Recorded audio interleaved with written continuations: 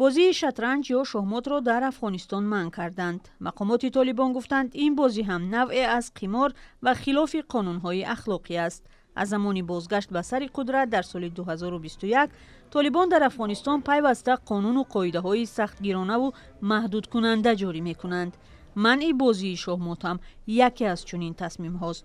عطل مشوانی سخنگوی اداره ورزش طالبان گفت شахمات در شریعت اسلامی یک نوع قمار حسابیده می شود و طبق قانون امر معروف و نهی منکر که سال گذشته قبول شده بود منع است. و گفت تا زمانی برطرف شدن بررسی های دینی درباره این بازی شطرنج و یا شахمات در افغانستان منع خواهد شد. با گفته این نماینده طالبان، فدراسیون ملی شахمات دوام تقریبا 2 سال یگان مسابقه رسمی برگزار نکرده است. سالهای اخیر در قهوه‌خانه عزیزالله گلزاده در کابل مسابقه غیر رسمی شطرنج صورت می‌گرفت.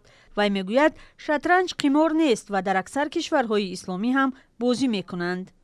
مثل ایران، پاکستان، خیلی کشورهای اسلامی دیگر داریم بازیکن‌های در سطح بین‌الملل دارن و در تورنمنت‌های بین‌المللی اشتراک می‌کنند. این دوستداری شطرنج میگوید به تصمیم حکومت احترام می‌گذارد، اما این به تجارت او ضرر می‌رساند و همانهایی را که از این بازی لذت می‌بردند ناراحت خواهد کرد. دوستایی که واقعاً خب کدام فعلا برنامه یا کدام سرگرمی خاص در کل در جوانا بسیار محدود و کم است.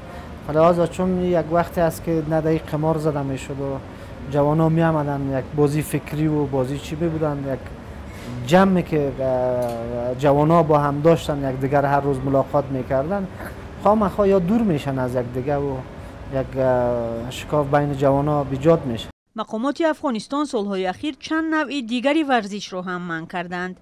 زنان از ورزش کاملا محروم شدند. سال گذشته طالبان محاربه های آمیخته یا MMA را هم منع کرده، گفتند آن بسیار بیرحمانه و مخالف به طلبات شریعت است.